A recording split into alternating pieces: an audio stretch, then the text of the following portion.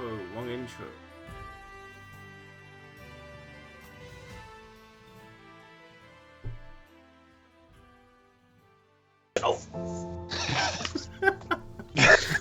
Welcome everyone to the Voices of Terminus show. I'm joined by Lex. Say hello, Lex. Hello, people. And we've got Kodiack with us today as well. Say hello, Kodiack. And then Good afternoon, everyone. It's a Christmas miracle. It is. And then we've got Nick. Say hello, Nick, and introduce yourself to everybody. Hey, everybody. I go by Nick Hotz in the community. Glad to be here. Just a former streamer and now Pantheon fanatic, I guess. Nice. Saicred, introduce yourself. Yeah, of course. Hello, everyone. My name's Saicred. Been I guess a member on the show now. This will be the second time this year, and I'm just another Pantheon fan, streamer, and enthusiast about what we got going on here with the Pantheon community. So glad to be here. Nice. Halifaxx, introduce yourself, man. Hey, what's going on, guys? Halifaxx, new streamer. Just excited to be here. Thanks for having me on, guys. Awesome. Baz, introduce yourself, man. Hey guys, I'm Baz. I think this is my third time on your show this year. Is that right? That's right. Awesome. Anyway, if you have spent any time on the Pantheon forums, you've probably seen my name there. I've been following the game very closely there for quite a while now. Although, as of recently, I do also have a YouTube channel dedicated to Pantheon, and I will also have a Twitch channel for Pantheon in 2018. Awesome. And then we have Alexis in voice with us. Say hello. Hey guys, I'm Alex, seen around the forums, I guess, and other places is Alexis Summerwood, and I am a co-creator of a fan site for Pantheon, and I think second time on the show, and again, huge enthusiast.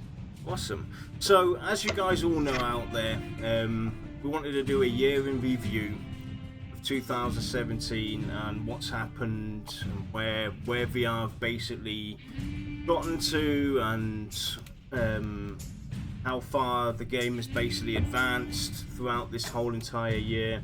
Look at some cool stuff and discuss some things. But before we do that, we announced that we're going to basically premiere a video that I've been secretly working on with almost everybody on the show here, and others of course, and we're going to basically premiere that now, so you'll get to see this trailer.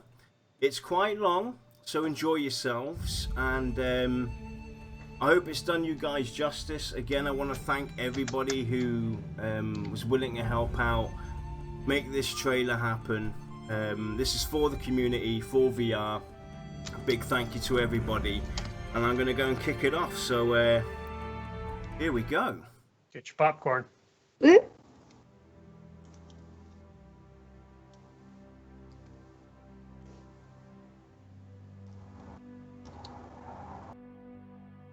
Pantheon to me is the start of a new, challenging adventure. Pantheon to me is a place to charm fellow adventurers to get carried in raids and get fat loot.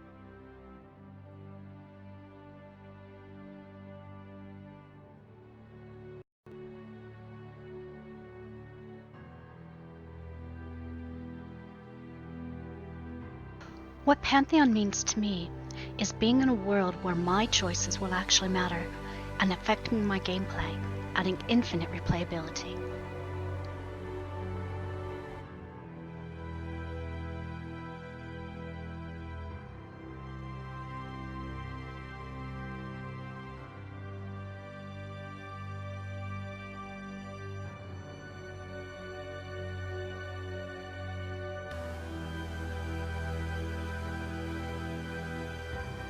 To me, Pantheon is the type of world where I can finally walk in, plant my feet, and grow roots.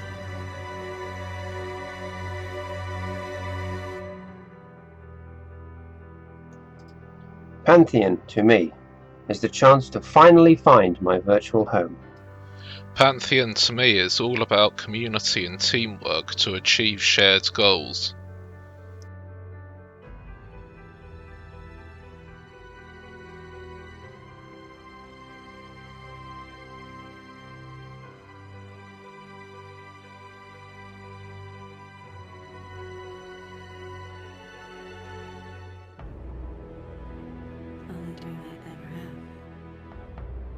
the stars of the sun. Every time I shut my eyes, it's all I say.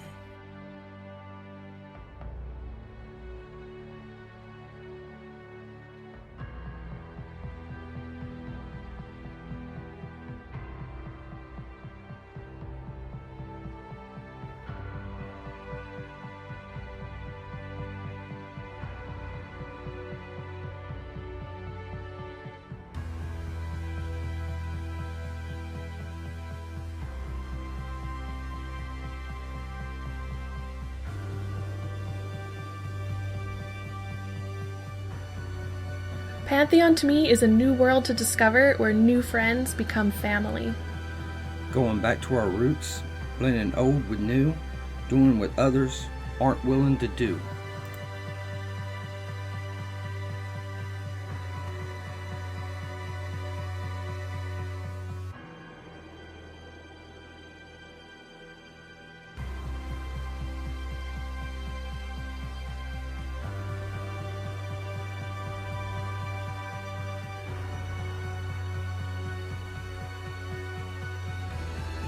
Are you looking for a game that you will remember for the rest of your life?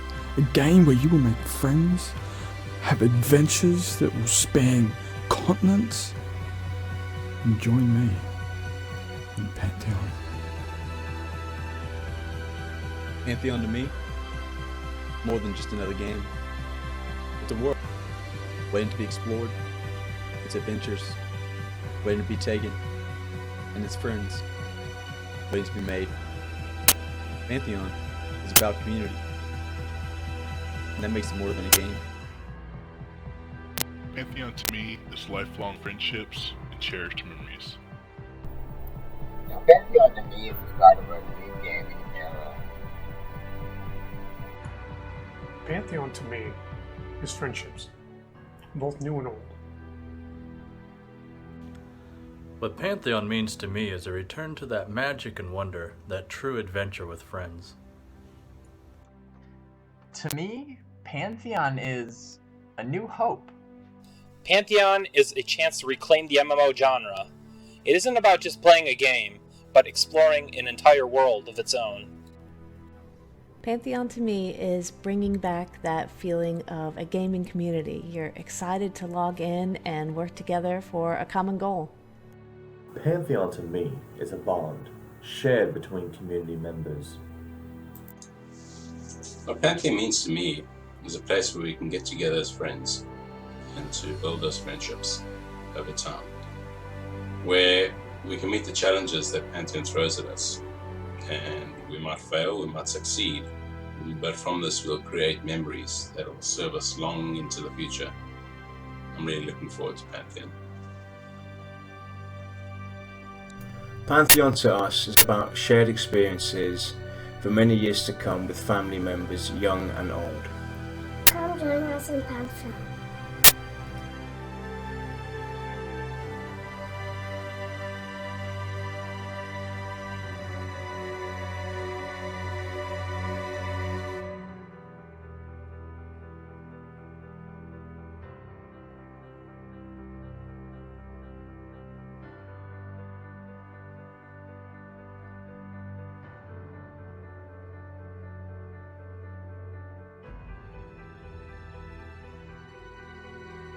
Pantheon. Pantheon. Pantheon. Pantheon. Rise of the Fallen. Rise of the Fallen. Rise of the Fallen. This is gonna rock.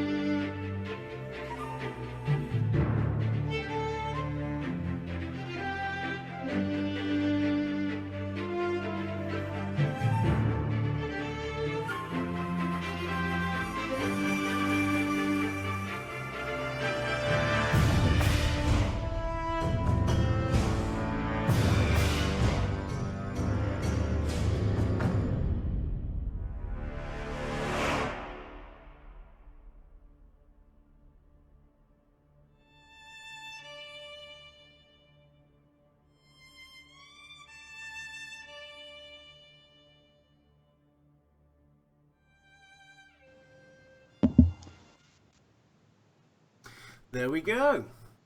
That was the premiere of the video that I've been working on with everybody here. I hope you all enjoyed it. Yeah, I'm just going to say a round of applause to Yarn for putting all the work in for that. Woo! Yeah, that's pretty sick. Excellent job. That was awesome. That was awesome. Thanks. Excellent. So I'll have that up on YouTube as well. Still got some tweaking to do. There was a few bits and pieces that still need tweaking, but thank you everybody for making this happen. Yeah. So, Baz, do you want to go and start off the discussion? What we're going to talk about? Yeah, sure. So we're basically just going to be doing kind of a year in review to look back at all that's happened in the Pantheon community and in the game in the past year. If you go back almost exactly 1 year ago from today was when they did a stream on Twitch. It was like a 3-hour-long stream. There was tons of information. It was a huge reveal for the game. And it got a lot of people really excited about it. And so it seems appropriate that that would kind of be our starting point. And so we kind of look back at everything from that moment until today, all that has happened, because it's certainly quite a bit. This year has been very good to the game. Yep, so we're going... I'm going to bring this stream up, and as it's playing, we'll basically talk you guys through everything that basically happened.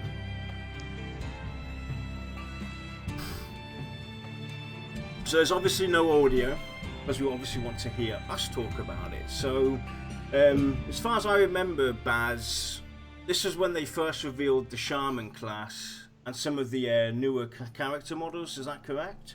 Yeah, yep, absolutely. Yeah, so this was focused on the Shaman gameplay, and as you can see, they kind of started off in Wild's End, which was also the first time that we had ever seen that zone. So throughout the course of that 3-hour video, we also saw a little bit of the climbing system, and which was in Amber Fate, and the climbing of vertical surfaces, and like you mentioned, the new ogre model, and I believe even like the Archai and the gnome might have also been new models, if I remember correctly, at that time. So, and of course with the Shaman comes its wolf pet. So there's all sorts of stuff that we got to see.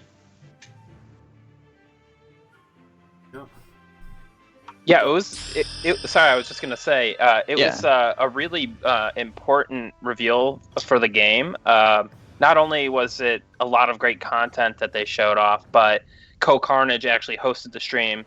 If you don't know Co, he's a very popular streamer on Twitch. So the stream got a lot of good exposure. They streamed it from two points of view.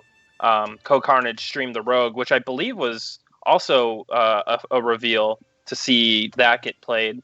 I don't think they showed that on the past streams, at least from that perspective. But Co's audience really kind of just opened it up, and they kind of knocked it out of the park with the quality of this stream had been much better than the previous ones. Definitely. Agreed. I think, wasn't this also where they first debuted a little hint at the perception system as well? I believe it was, because I believe Co actually ran in there and showed that for the first time. I think after they were done in Wild's End, they went to a village where we saw that girl with that they kind of gave a little bit a demo of the intuition and investigate skills. Yeah, I brought that up on the stream right now so they can see it happen as we talk through it. Yeah, there it is. Yep. Yeah, I mean, for me, I think there was a lot of firsts in this. This was kind of, I guess you could say, where they sat down and not just, showed some of the gameplay off, but really went over some details of what they were looking to do and how they were looking to accomplish it as they went through, the individual details and things through the game. So it really was a great stream. I mean, I think before this, what do we have? The only one was the March stream of 2016, which was very basic, if I'm not mistaken. There was also a June stream. That's right. Yeah. But that just goes to show, so like in 6 months, I think what was most amazing about this December stream was how much they had seemingly had accomplished just in those 6 months. You compare this to the June stream, it's like night and day. They're almost like two totally different games. So I think that's what got people so excited, was that like this showed that, you know, they were serious about making a good game, and they had come a long way, and everything just looked really good. Oh yeah, I mean it's really hard to get excited about a game when all you see is placeholders, Right. models, animations, Exactly. structures. You know, it's just hard because it takes a lot of imagination to see what they really have. And this particular stream was the first kind of kick to your eyeballs that they gave you, where it was like, yes, we can pull off much better than what you've seen, and this is the proof. And this was basically, you know, this was the first time where they basically showed off the new character models, where there was a lot of upcry as well from the community, asking for, you know, the quality of life, and they basically blew us all out of the park when they introduced all these models. It also, I think, gave us a view at the scope of what the game's going to be, with the environment, the immersion. I think, yeah, to me, that was incredible. Definitely. Yeah, the production value of the stream, like I was saying, Carnage hosted it, and there was so much information that he was able to get from the developers by asking them questions and whatnot, and it was just really well done, and it was very professional. It was almost an overwhelming amount of information. As somebody who does recaps, and I know you can attest to this too, Nick. As somebody who does recaps of these streams, it's like it takes hours to go back and rewatch and try to figure out. Because, like you said, Code did a really good job about like taking questions from the community, and like you said, just there was just so much information. It was almost too much, which I think is probably why they kind of chopped their streams up a little bit more to now like an hour and a half, just so that they're easy to digest. Because like this 3-hour stream, I think, caught a lot of people off guard in a good way. But yeah, Ko definitely. It was such a smart decision for them to bring Ko on for these streams, not only to get more. More exposure, but also just to kind of like, I don't know, just help the flow of the conversation. Yeah, just to add to that, a little personal story.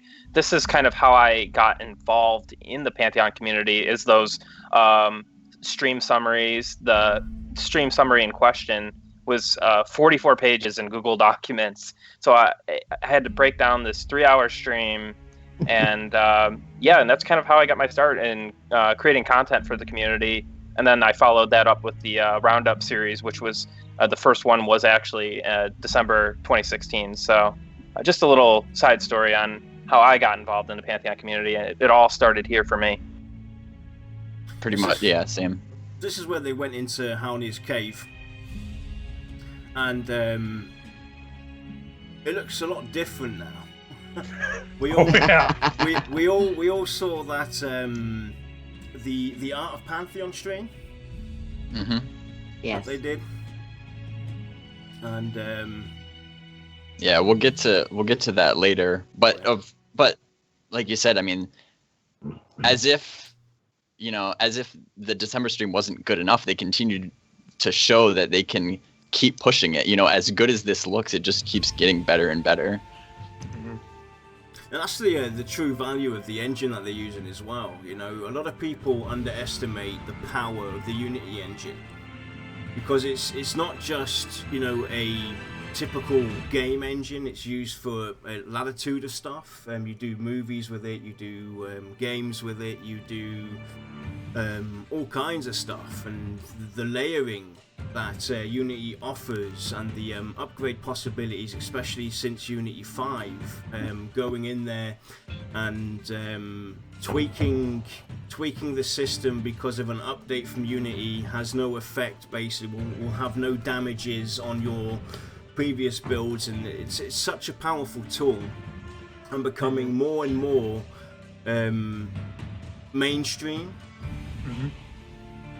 Oh, without a doubt. Unity is used by a number of AAA developers and AAA projects, and you even have these developers contributing to Unity itself. So it's a very well-oiled machine, and In the later streams, they actually did talk about that, where they were saying they took with the engine and building on, not just taking it, just building on what was already there, but almost making their own, thing out of it. Like with the water and their shadows and the grass, the shadows and all that. Yeah, absolutely. So that there was pretty amazing, because I believe if I remember right, they said it was pretty much ground up. They just used it from there and just kind of built their own engine for this game. Yeah, they heavily modified the engine. I think a lot of people will jump to false conclusions when they hear that the game's being heard with Unity, because there have been some subpar games that have been used that have been made using the engine, but that doesn't mean that that's all that all that Unity is capable of doing, because they really have tuned it to what they need to and really gone under the hood, so to speak, and modified it. They're really pushing the limits of the engine. Yeah, I mean, from a developer point of view, Unity does get a bad rap because you get a lot of like small development or indie people using it, and let's face it, there's a lot of titles that use it that aren't very good. Okay. Yeah. But there are just as many very good ones.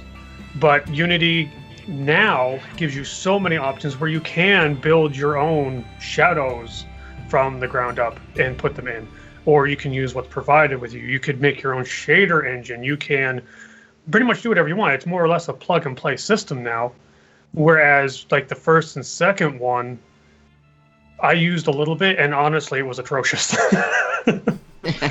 Speaking of shadows, we just had on the stream the Griffin flying over Avender's Pass and having that shadow from overhead looks was one of the highlights of the stream for me.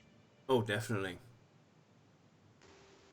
Shadowing is, I mean, in this state, this early on, the way it looked, it just, it looked really, really good. And another thing to point out, though, with the streams, though, is how solid they were as well, how stable.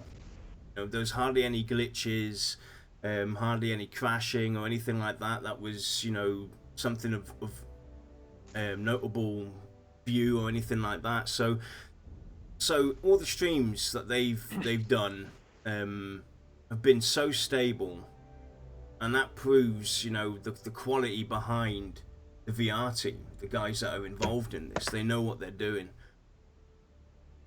Yeah, and to give you an idea, I mean, the fact that you're not seeing people fall through the ground, you're not seeing like major glitches, you're just seeing some things like the characters are sliding because they don't have the animations.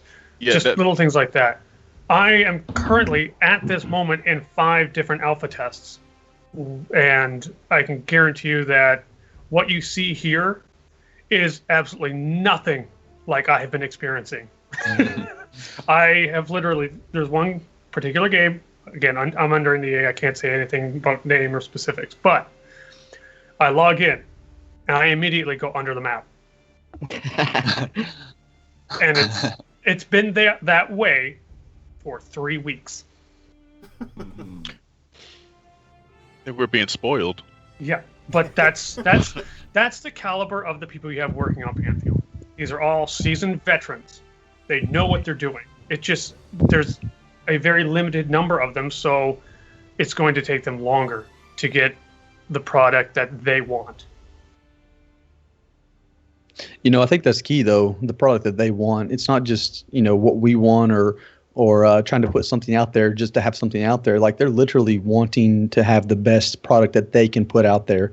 And I think for these experienced, developers and individuals that we have working on Pantheon, I think that if they're really putting what they want out there, it's only beneficial to us as well to let them, have the time and courtesy to really put that effort and time into it to make sure it's up to their standard, not just a standard, but up to their standard.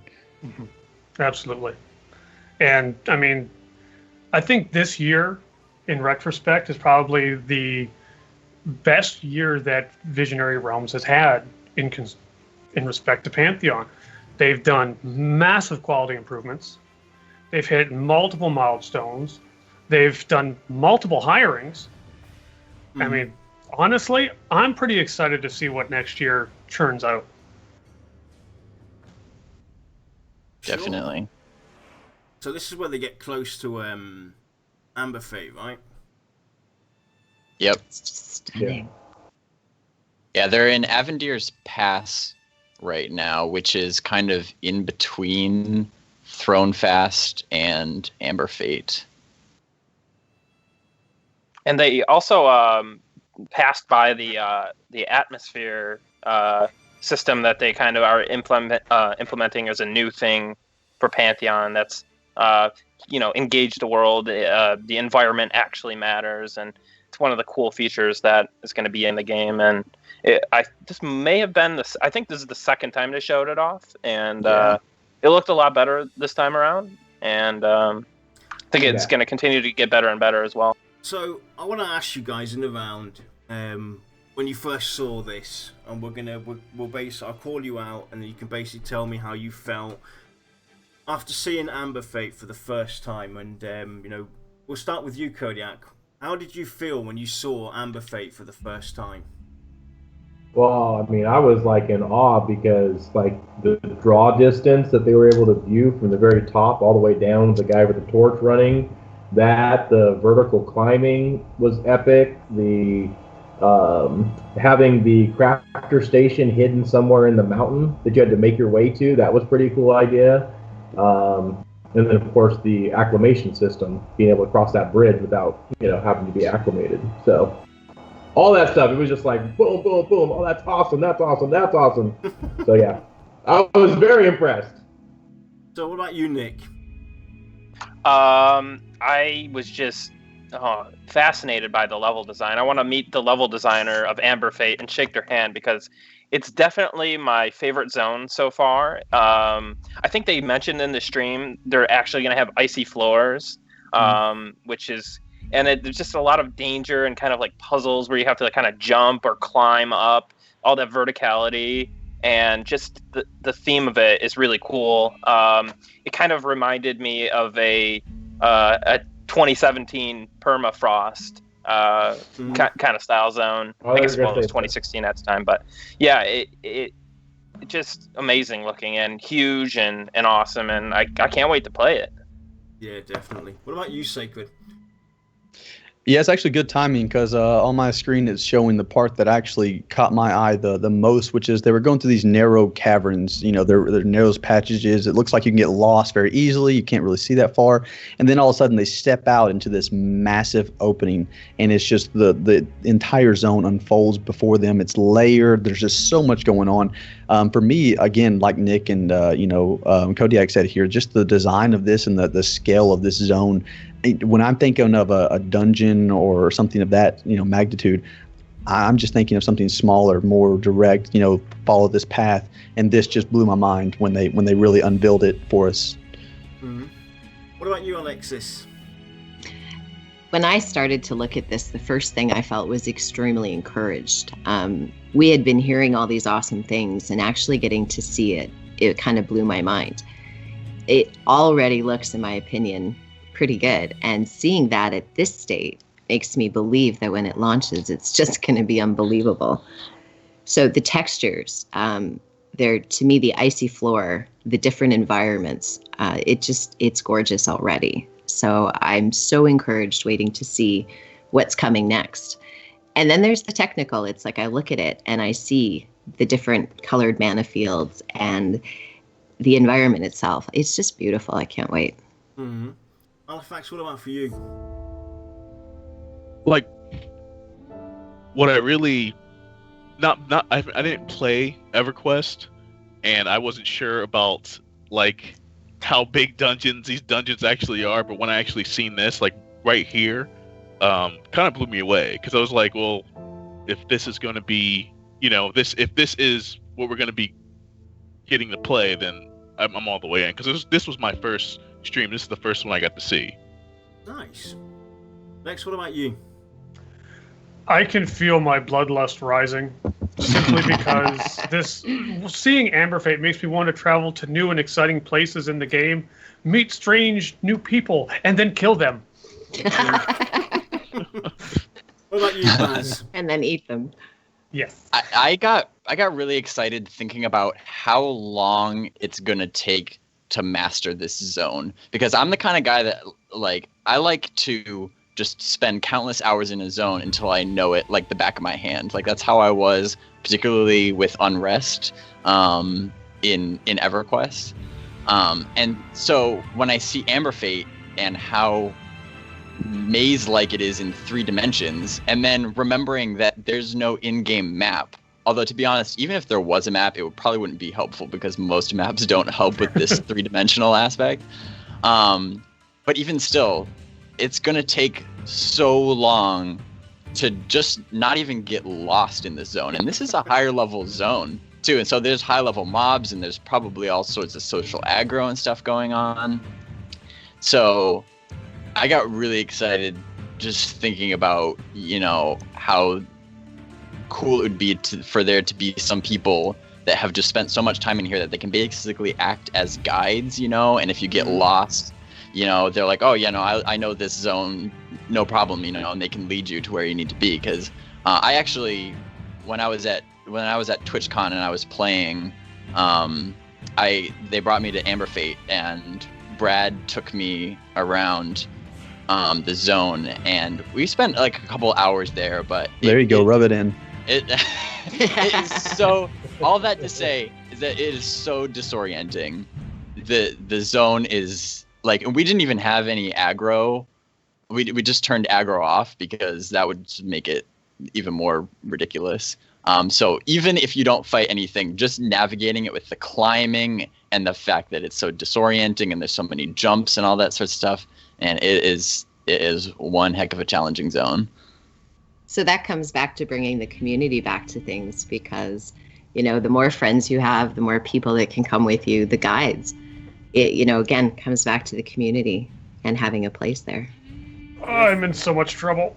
Better be nice, Lex. What was interesting for me was just listening to, I can't remember who it was, I think Drop or I can't remember, explaining the lore as well, the story behind Amber Fate, and the revealing of Amber Fate having also raid content in there in the lower levels, and the vertical climbing and all that stuff. The way they revealed this zone and told this story about the forge in there, where crafters will be able to engage in, and it's just so mind-blowing to see this zone unravel itself as they were progressing through it. And what really blew my mind was the climbing as well, because that's something that you don't see that in MMOs. This level of detail, where you actually have to climb, and you cling onto a wall, you hang in there, and it's just mind-blowing to see how this zone was built, and the ways you could basically move your way up and have to find your way around, not just follow a path up all the way to the top. You have to really think about where you're going and what you do, and I can see quite a few people dying in here from misjumping and falling. Yeah, what about the jumps? Absolutely. There's a lot of jumps in there that if you don't make it, you're gonna die, and probably in a bad location too, and then you need to do a corpse recovery. Like, it's gonna be ridiculous. But yeah, you mentioned climbing though. That was kind of a feature that they just kind of like sprung on us. Like, they had never, to my knowledge, mentioned it before, and then it's like, oh yeah, now let's show off our climbing system, and everybody was what? Also, the rogue grappling that they mentioned. Right. Like, everyone was just like, what? Yeah, exactly. I encountered a degree of climbing, like in DDO and a couple other games, but it seems like they're going to go more in depth with it in Pantheon. And I think Amber Fate is kind of the perfect example of how they are redefining player versus environment. So the mobs, obviously, it being a higher level zone, the mobs in Amber Fate are really, really challenging. But then you also have the climbing aspect, which I would consider that's part of making, the environment. Just navigating the environment alone is more challenging. And then you also have like the climate system in there, how the entire zone is covered in a frigid climate, and you need to acclimate yourself before you go in there. So just in every way, it's like you are truly going against the environment itself, not just the mobs that are in it. It's a welcome change to modern MMOs, because we've gotten so used to kind of the linear hallway style kind of zones and dungeons, and it just feels so much like a game, whereas this feels very immersive. It feels like a world, and it's more challenging, and it's not just this hallway that you're progressing through. It's this huge dungeon that has multiple different paths to take, and it's exactly verticality and everything. It's just exploration. And I think that's a really interesting thing, because me not being a part of that, where I started was everything was linear, and hearing about like that, like when people say that, it's like, oh, that doesn't it doesn't sound like something. It doesn't sound exciting until you get to see it and experience what other people are talking about. I think one of the crazy things for me is, and it sounds silly, is the map. Like, not having a map seems like it's going to be something I'm going to really have to get used to, as small as that is. Yeah. Get your paper out. I'm looking drawing your own maps. Another thing to point out, though, as well, is the cleverness of the design behind all these zones. And Alone Amber Fate, we've all played games for many years. People that played EverQuest, they remember how big those zones were, and EverQuest 2, DDO, you name it, whatever you've played. But this almost feels like they've actually put a lot of thought into this, because it doesn't look overcrowded. It doesn't look like you're in very tight spaces when you get into the big areas. It looks like this can accommodate a lot of people, and the size comparisons of the vertical towards the players themselves. It's just really well designed. I just love how it's gonna make people explore. Just be able to take different paths. You're one group, you might go to the left. The next group, you're gonna go to the right. Or this guy said, "Hey, I know the way. Follow me." And it's somewhere you've never even been. You're still going to the same spot, but a totally different way. So it's just not linear. It's not like running down the same hallway 30,000 times. Well, I don't want to move this along, but I know we have a whole year to cover. We're not even in the year we're supposed to cover yet. Yep. Yeah. But we're not even into 2017 yet. This is still. Should we start with January? Yeah. But all right. I was just gonna say, but the whole point of talking about that stream is that momentum carried over into much of 2017, and that hype level, and a lot of the discussion that came after that was centered around that stream. So yeah, let's continue. Yeah, that stream got a lot of attention, and like you said, that really kicked things off for them. I'm sure as we'll move into January, it was a good place to go to next. I'm sure most of January was filled with them, their support team fielding, new pledge requests and all that sorts of stuff, and other backers, and so. Yep. Anyway. So we'll move this on. Yeah, then, so do you want to go and start it off with January? Yeah, so in January, you also you mentioned how there was a lot of growth in the team this year. So in January was when Tim Wathan, although we know him as Convo, he came on the team as a lead tester and apprentice game designer. And he's been a really good asset to the team. Now he's actually, as of lately, he's been kind of shifting more into that game design role. But he was, even way back then, they had to have people that acted, as testers more than developers. And Convo has been really good on kind of leading the charge on that. And also in January was when Pantheon was featured in MMORPG.com's Game On podcast, I think it was Brad, Ben Dean, and Tim Wathan was on that podcast as the new team member, and they kind of took over that MMORPG.com podcast and talked about the game a little bit.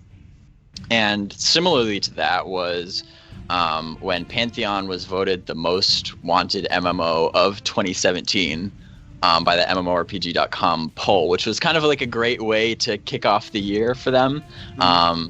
It got a lot of hype, probably a lot of that due to the stream the past month.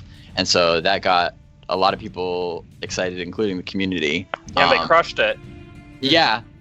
Actually, yeah, they did. Although, do you remember there was some confusion about the other game? There might have been some sort of like cheating in the voting. Yeah, they had to go back and fix it. There was confirmed to be cheating in that, but then after it was all fixed, it was clear that Pantheon had absolutely crushed that poll. Blown away. Yeah, absolutely. Yeah. So that was pretty much the big news of January. Like I said, most of them probably like recovering. It took a lot of time to recover from the stream. But in February, they kicked it off by revealing the race class combination matrix, which was a big deal. There was like, I don't know how many pages of comments there are on the forums when they revealed like 20 something pages of comments. It was very hotly debated topic.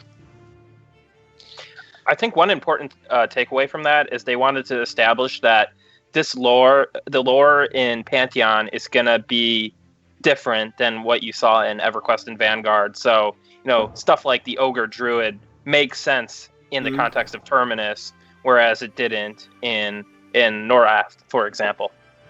Absolutely. I think that was a huge piece of the comments that were coming through on the forums, as well as people didn't know how to really take that information and process it because they had compared it to other games for so long up until that point. And that was really kind of a staple in the, oh, wait, my thought process might need to change because this isn't the same game. This is a new game.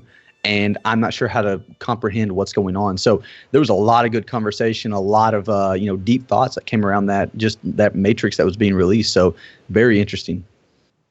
Yeah, like so many people being like, "What do you mean there's no elf paladin?" You know what I mean? Like that was hard to swallow for a lot of people. But I think it's really important to approach it with an open mind because a lot of people don't want the same thing over and over again. You know what I mean? Like it should be familiar yet fresh at the same time. And I think that the developers are being really intentional about that because that keeps things new, keeps things interesting. It makes the game more unique. So yeah, like you said, and a lot of that is because the lore determines their decisions. It's not so much about the gameplay. The gameplay supplements that, but ultimately it's the lore that's driving their decision making. I think that's really unique too, and it's something that sets them apart because you really have to dig in to get the lore and understand why you can't be an elven cleric or why you can be an ogre caster. So it really does make them unique and have them stand out. Yeah, but I think you're right, though. That was why it was hard for a lot of people, is because we only had a limited amount of lore available to us on the website at the time. And so it wasn't entirely obvious why they were making the decisions that they were. But you kind of just have to trust it. Like, there's a method to the madness. You know what I mean? There's a grander plan going on behind the scenes than what we're aware of. The thing is, people have to, be a bit more open-minded when it comes to that. Not everything has to be like Lord of the Rings or like EverQuest when it comes to the races, the classes and everything. These guys have actually gone out there and had the guts to go and spice things up, change it around a bit. And that's what's been missing in this genre, in the MMO genre, for a very long time. Have the guts to go and try something different. Approach your lore slightly differently, but have that familiar feel to it, with that little twist of lemon. And it takes guts to do that, and I applaud them for doing it. Mm-hmm. Well, they have the experience behind them. Yeah, there's a lot of people that I know that are not so happy about how the gnomes are. It's one of those things where it's a twist. I like it. I think it's great. And I'm sure a lot of people out there think that it's also a really good, interesting twist. But there are going to be some people who are just, they're in love with their traditional gnomes. Tiny little, pudgy little baby things running around, and you want to kick them. But you can't kick them down. Yeah, and like I said, it's with any game, you have to take a lot of stuff on faith, because you're not the one making these decisions. You have to believe the people who are making these decisions make it for a good reason, even if you don't see it. I mean, there's some decisions with Pantheon that personally I don't agree with. I don't like. I'm not about to be a fanboy and say they do everything perfect. But I know that there's a reason, and I just have to figure it out. Yep. Anyway, And shall we? Go ahead. I was going to say, in seeing what we already have, there's room for that faith, right? We can see what's there. We can see their idea. We have the experience and the years spent from the developers. So I think it's sort of easy to have that faith because we are already seeing something that, I don't know, is amazing. Yeah. And that's a good point because, if, for whatever reason you hear something that might be able to be interpreted like it contradicts what they've been saying in the past, like if you step back and look at how consistent they've been from the beginning about following through with their vision, it allows you to think more deeply about things that they're saying. Like later on in the year, I'll mention an interview that Brad and Corey had, that some of their answers were kind of like misconstrued in a way, and some people kind of took them the wrong way, but it really was just a misunderstanding. And but for the people that know how consistent they've been for so long, there's really, like you said, it's all about faith. There's really nothing to worry about. They're not just gonna all of a sudden throw away all their plans that they've stuck with for so long. But anyway, shall we move on to Onward March? and upward. Yeah, exactly. Got to keep this thing moving. Okay, so in March was when Nick Reynolds, although most of us probably know him as Jameis, he came from the community. He started on the forums doing a lot of lore write-ups. He was the lore master, in my opinion. So much in-depth analysis of the lore, and they actually took him on in a new position of lore historian and worked with Astulame to kind of make sure that the stories that Astulame made sense in the context of all the other lore that had been released. So that I'm sure I can imagine that was a dream job for him. Definitely. And also that month was when the Pantheon wiki was overhauled. I believe the wiki had existed before then, but that was when it was kind of publicly shown that, hey, we've done like a lot of work. It got a huge revamp, a huge facelift. And I know that a lot of people in the community helped to make that happen. So that was kind of a cool thing that happened that month as well. Well, I wanted to go back to the end of February as well, because we had the FAQ overhaul that kind of led into that wiki overhaul. So there's a lot of good information that was, recapped in the FAQ that then, got brought over into the wiki and was presented in a little different way, and people were able to absorb it a little more. So, for me overall, those 2 months with that FAQ and the wiki overhaul, you had a lot of new information that people really hadn't, digested yet or known about, that we're finding out for the first times. And the forums kind of exploded on some of those topics. And I thought it was kind of fun to watch and to learn myself some of the things that I learned as well. So. Yeah, oh, sorry, I was going to just say the December stream really fueled that FAQ overhaul, and also the Pantheon wiki overhaul as well. That was one of the projects that I had worked on, in addition to my other content stuff. Yeah, no, that's exactly what I was going to say. That's still, even months later, still riding the hype of that December stream, because like I said, there's just so much information. And so the fact that the FAQ and the wiki were overhauled back to back like that was really good to just help people stay informed. You know what I mean? And that's when I certainly became much more active on the forums during those months too, because like I said, the forums were just on fire like every day with discussion. And so that's kind of when I started to kind of get in the habit of trying to stay on top of all the information and try to just keep people in the loop as much as possible, because there was a lot to keep track of. So that brings us to April. April was a big month for the game. So first of all, they brought on our beloved VIP planner, Sierra Rush, aka Zinx, to kind of act as a liaison for the VIPs and help them, you know, stay more informed. That was another kind of unexpected thing that was really good for the VIPs.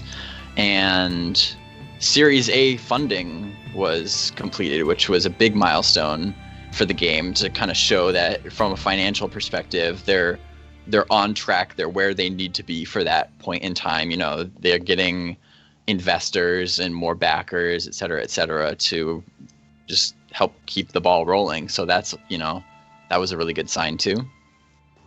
And they had the first Twitch stream of 2017, the first one since the December stream, and they showed off a lot of new stuff. It had only been like 4 or 5 months since the last time, because they had promised to try to do streams more often and kind of ramp up their exposure, and so they held to that, bringing us a ton more new content. This time it was talking about the monk and improvements to the acclamation system, and also showed us a new zone, which was South Sail Peninsula.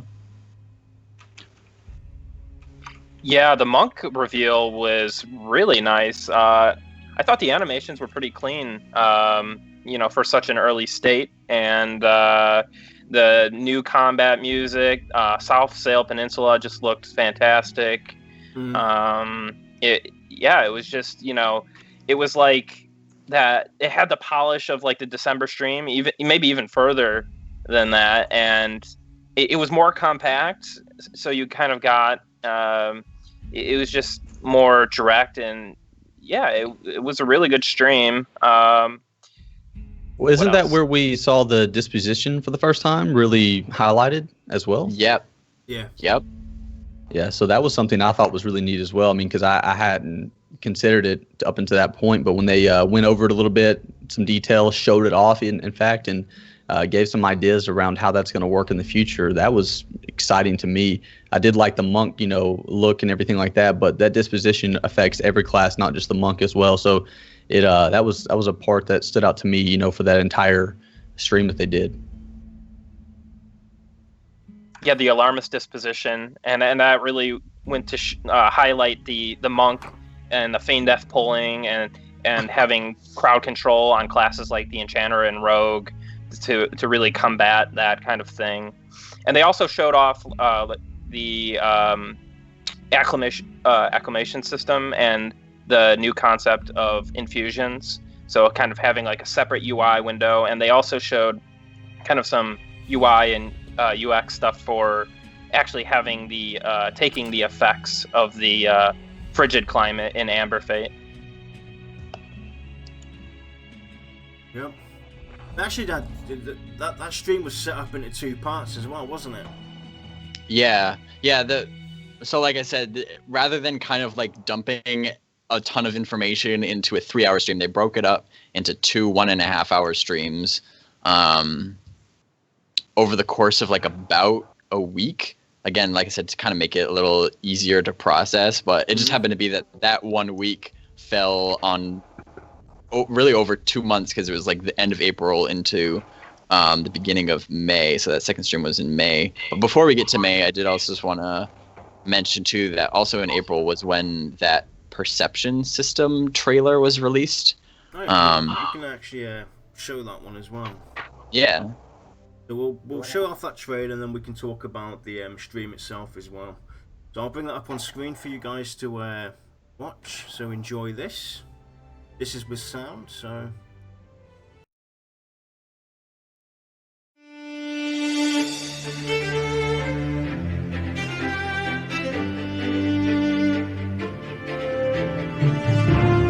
In Pantheon Rise of the Fallen, there will be many ways to interact with your environment and to obtain quests. One form of quest in the game are perception storylines. For this type of quest, there will be no characters with little exclamation points over their head, and no oddly convenient trails of light leading you down a set path to your objective.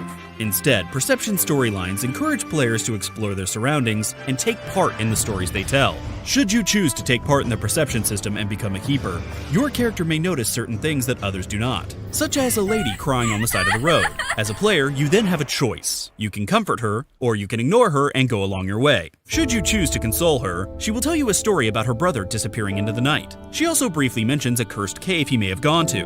Where's this cave? Why is it cursed? That's up to you to find out during your adventures. There are no waypoints to follow, no magical map to lead the way. This is one mystery you'll have to solve for yourself. Thanks to your perception skill, your character was able to obtain a new storyline for you and your group. Should you keep an eye out while exploring, you may even come across that cursed cave. What awaits inside is considerable danger, significant rewards, and most importantly, the answers to your questions. Perception storylines are truly meant to appeal to those players who love lore and story. Your level of perception is based on several factors, such as your character's race, class, their standing with certain factions, and their skill both in insight and investigation. A wizard may be able to see something that a warrior cannot. Through prayer, a cleric may be able to gain insight into an area or enemy that a rogue may never know. Perception is all about telling a story that the player has a choice to take part in or not. However, perception does not only reveal information about the world around you, but also about you yourself. The choices you make through the perception system will help determine your character's alignment. Actions have consequences, and your character is not immune. And that is the main point of perception: choice. The choice to take part or not. The choices made within and how they affect everything around you.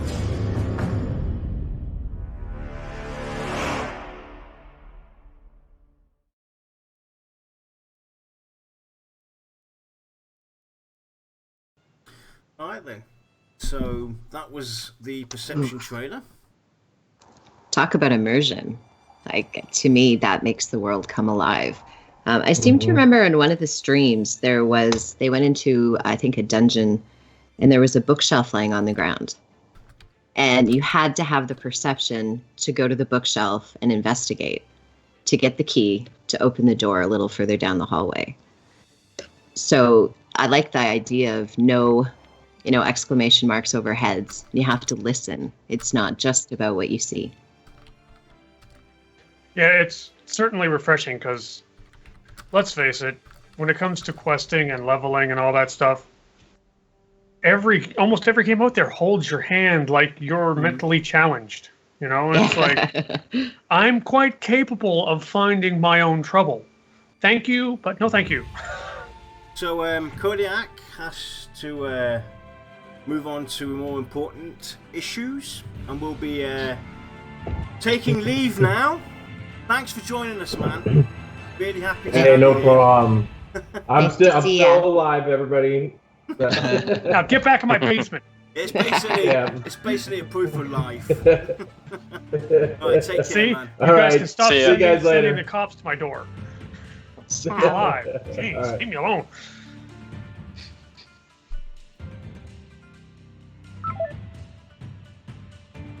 Hopefully, everybody moves back. Another into question place. is, it's all messed up. Didn't I tell you, Saicred? It would be my face and your voice, buddy. You did say that. This is my new look. That's right. You look good as a I'm sorry, Nick, but your popularity just went way down. I just caught that on the stream. There we go. You do it. Everybody's popped back into place. Oh. It worked. It was a comfy chair, though. So where were we? Perception. Yeah, the perception trailer. I think it was a really cool idea for them to kind of make these special videos that highlight a particular feature in the game that makes it unique. You know what I mean? And so they even like hired a voiceover artist to do it and everything. And I thought it was really well done. I think it was a cool idea, and I hope that we see more stuff like that moving forward. Definitely. Like they could easily do one for the climate system, the disposition system, that sort of stuff. I think they should do a lot more of those. Oh, definitely, because it helps people understand as well what they're trying to do and why they're doing it. Yep. So that was April, which brings us into May. And so, like I said, the end of April was that stream on Twitch that was focused on the monk. And so that was the end of April. Moving into the first week of May, what they did a follow-up stream kind of to that, because at the end of the April stream, they basically brought us up to the base of the Tower of the Reckless Magician, which is a dungeon located in South Sail Peninsula. And so it was in May that they actually brought us inside that dungeon into the Tower of the Reckless Magician, and pretty much spent the whole hour and a half in there, just kind of going into a little bit more depth about stuff that they had talked about in the previous stream, like the disposition system, and the combat. And just a side story, that's where my immersion came alive. Everybody remembers that, me talking about that floating rock.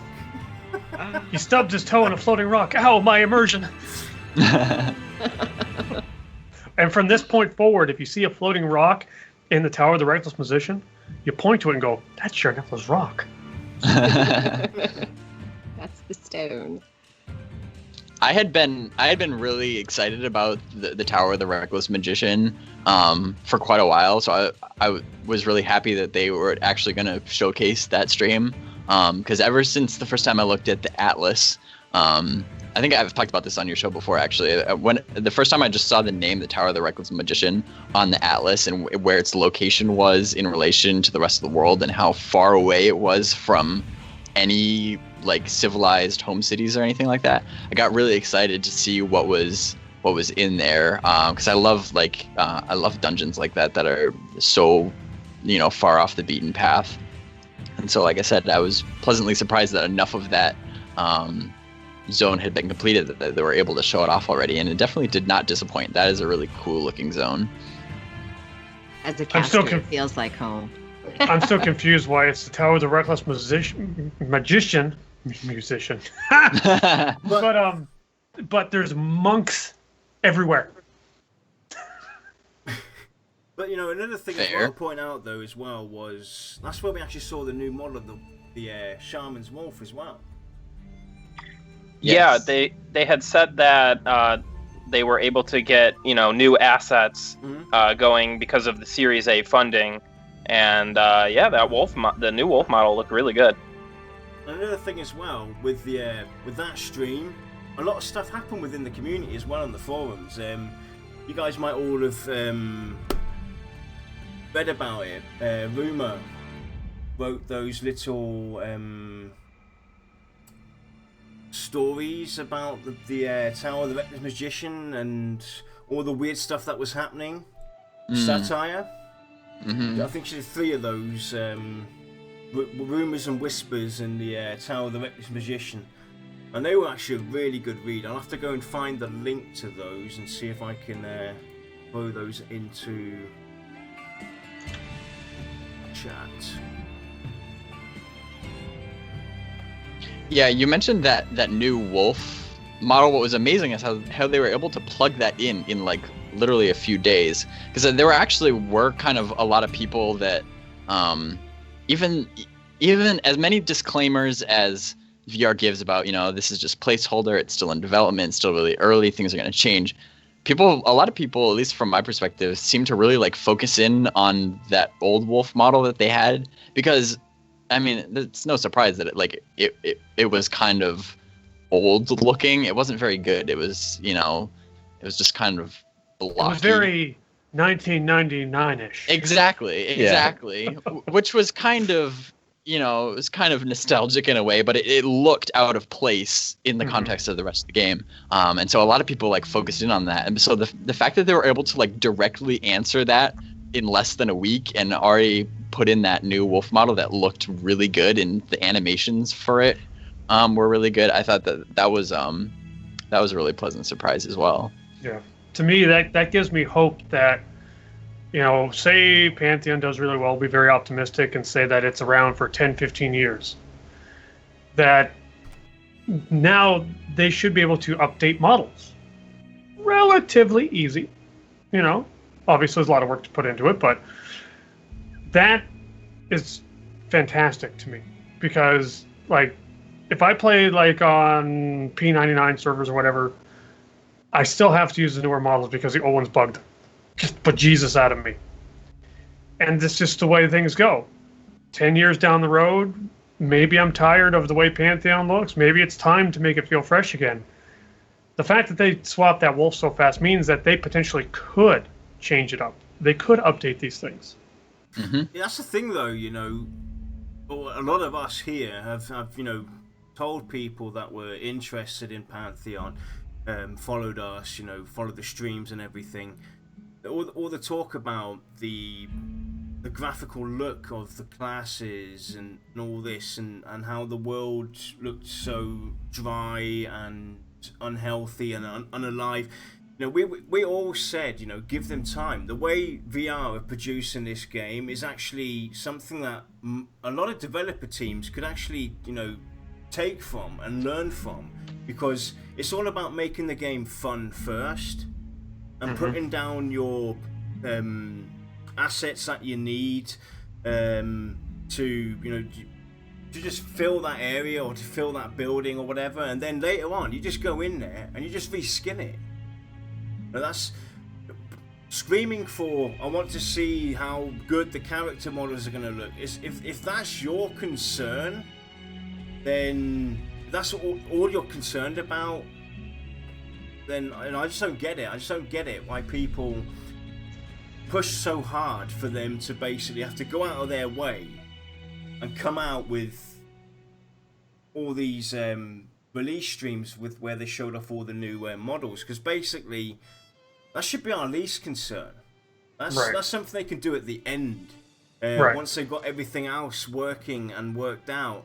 You know, changing out character models and adding a bit of flora and lighting and shadowing is something they can tweak at the end. It's important that this game becomes that product that they want and that we all want. I think the technical needs to come first, because without the technical, it's great that it's beautiful, and of course that's what we want. But if it isn't stable, it doesn't have good load ratings. Like, if it's not a technically sound game, people, you know, it's gonna, it needs the technical first. What do I keep saying about all these current games right now? They're all glitter, no guts. Yeah. That's the biggest problem right now. Yeah, well, I mean, anytime you're building anything, you need a solid foundation, you know? Like, if your foundation is crumbly, then it doesn't matter how beautiful the building on top of that foundation is, it's going to come crashing down. You know what I mean? So that's... Go ahead. Sorry, go ahead. No, that was pretty much it. Like, if the foundation being the technical stuff, like, so in the context of a game, if it's, like you said, if it's laggy, if it crashes all the time, that ruins the entire experience. It doesn't matter how good your graphics are. It doesn't matter how exciting your combat is. If there's lag and other crap like that, that being your foundation, if the foundation is not there, it just ruins the entire thing. Yeah. So getting that strong foundation in first it's another encouraging thing, because they can add art and animation later. Yeah. So I don't think that a lot of people that are kind of detractors really realize that all games look like that, or worse, even way worse. And I'm talking AAA titles. I was watching the BlizzCon stream, and they showed an early version of Overwatch, and it's just so basic. It's just like a white, you know, map, and you're running around. The models look terrible, don't have any animations at all. And you got to realize Pantheon is being built with crowdfunding, so they have to show the game at these early stages. So like that's a necessity because they got to show that they have a working product and whatnot. So they kind of expose themselves to this out of necessity. But to be honest, they're making it look really good. For a pre-alpha. They definitely are. They blew everybody. They blew it out of the park basically. The thing is, if they concentrate or keep on concentrating on character models and tweaking all this stuff, we've all seen it happen in previous games where they start balancing out the characters and tweaking this and tweaking that, and what happens is the characters become so unbalanced years down the road that all it is a constant shift of rebalancing, balancing, and it basically destroys your game. And this is something that they will do at the very end when they need to do it. And that's something that people have to just have faith and trust in these veterans that have been around, and technically the creator of 3D MMOs is behind this game. He knows what he's doing. He has an amazing team behind him, and just have faith. They've proven that they can spice up things and make it look brilliant within a matter of months. They've proven that they can make minor changes and have that presented pretty fast. So just give them the support and the time that they need. That's the biggest worry that I have, is that if too many people start crying out that they rush ahead or rush themselves. So far they've taken they've done a really good job of pacing themselves and doing it at their time, at their need, at their level, and I hope they stick to it. If this game comes out in 3 years' time, or a year's time, or 5 years' time, I don't care. Well, I mean, personally, I'm very impatient. You can ask my wife on Twitter. I am super impatient. I can't wait for my toast to cook in the morning. But when it comes to Pantheon, I am so exhausted waiting for even decent games, that I'm at a point where I would rather wait and have them do it right the first time than to run my mouth online, say a bunch of negative things that make them rush, and end up with just another mediocre game that I'll play for 6 months and then I'll leave. Nick had a really good point. You don't usually get to see games at this level of production. So with Pantheon's unique way that they're funding this project, bringing it out in the open like that, that's also a unique view for us. We don't usually get to see games until they're much further along in the production phase. So that, that's a unique perspective too. Yeah, the community will have a much bigger impact on the game because of that, I think, as well. I feel like a lot of the developers, like the games are kind of set in stone, so to say, but we're really, helping build this game in a way. Oh yeah, and they are listening. They watch their forums. Yeah, I think that was the biggest thing for me when they let you come in, let you see it so early. I think that's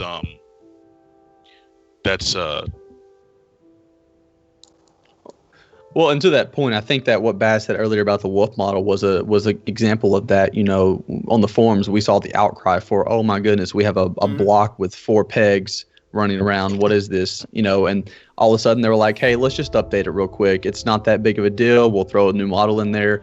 That way we can just, show that we're hearing this feedback, we're seeing it, and let's add a little, I guess you could say, time into making that change.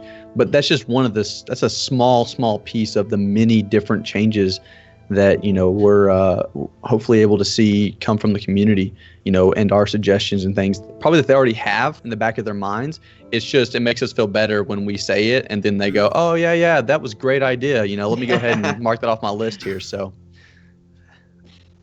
Well, I mean, and the sad thing is, it's like, okay, we'll use the wolf as an example. They show you a placeholder after numerous times telling you it's a placeholder. People whine and cry and scream about this box with legs. So now they take their focus away from something that they were working on to do this. It's going to be a rushed job. Okay? There's no way around it. Because they want to get this in there to show the community that they're listening. Do you put them on the defensive? So they do this. That wolf model isn't technically done because it's most likely rushed. Does it look better? Yes. But it doesn't probably look the way the modeler wants it to. Now, here's the problem though. Because we, the fans, put them in that position, there's a good chance that that model is it. That's what we have now. You know, because they are going to be forced to go work on other things. This wolf model could be checked off as it's done good enough for now, and it's going to fall through the cracks. It's a possibility. Whereas, honestly, if we had just shut our gobs, gave them a little time and benefit of the doubt, I almost promise you we'd have something much better. We might not have it today. We might not have it next month. But we would have something much, much better still. That's the thing, though. At the end of the day, they even went out and told everybody, all of us, the character models are placeholders. This is a placeholder. You know, this will be done in due time. And still, there was an upcry. It doesn't matter how you do it.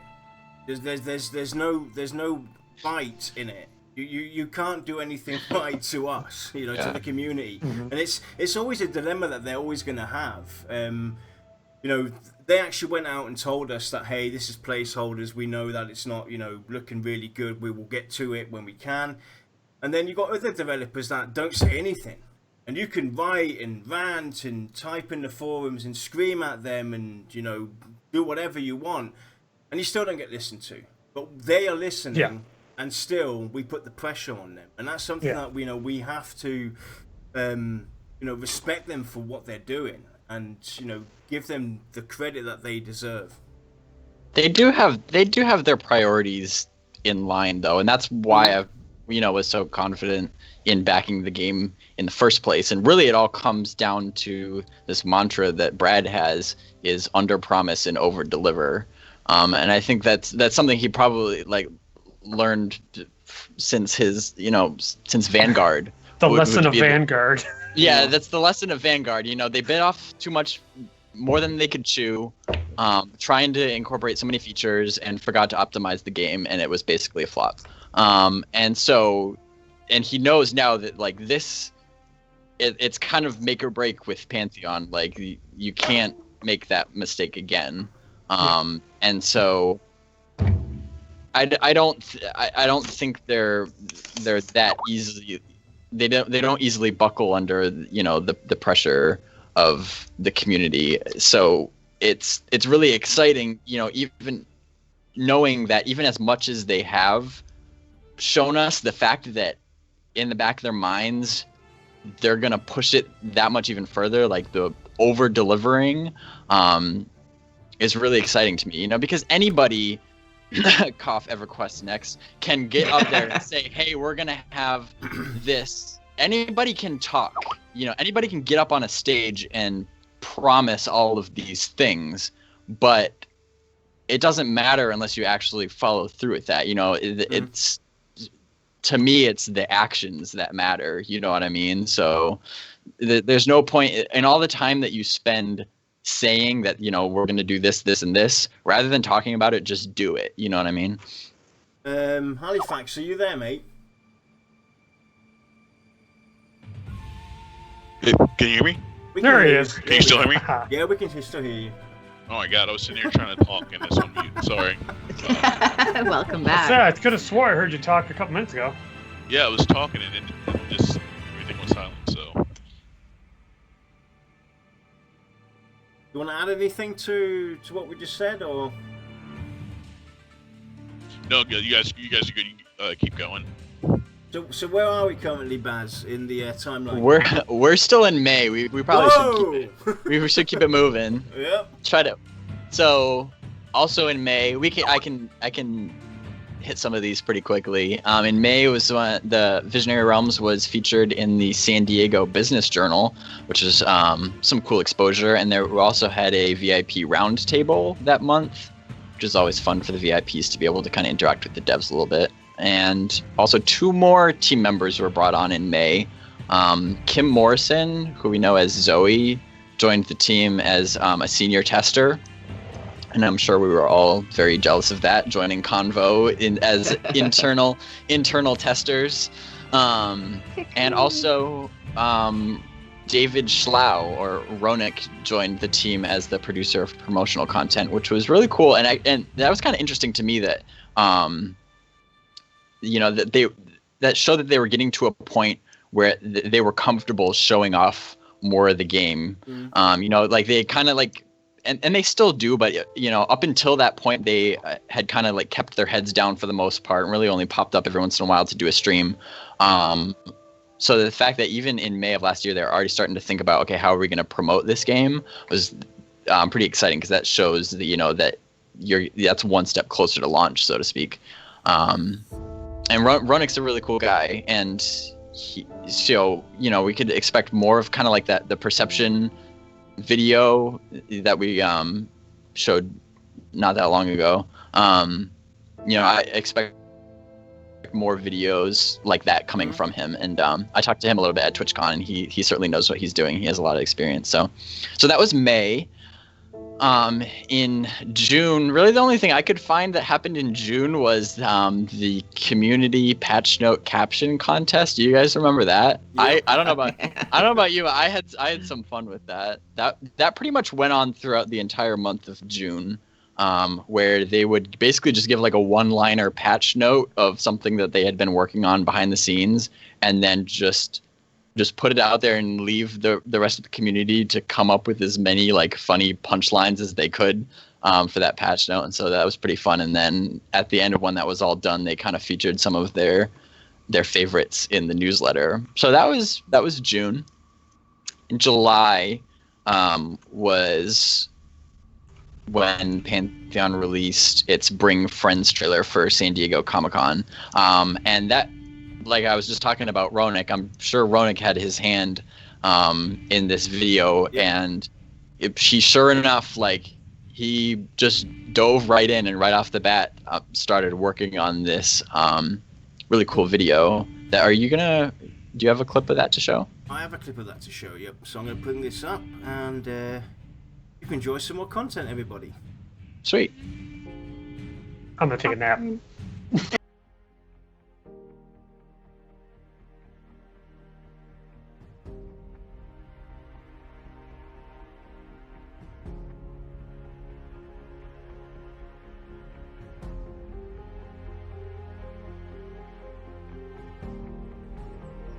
In a world of adventure and magic,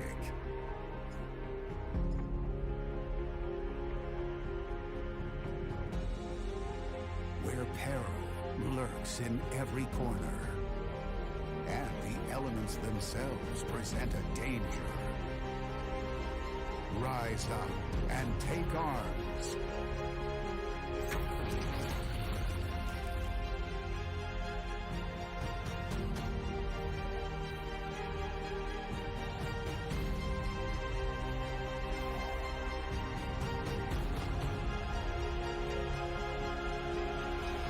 But bring friends.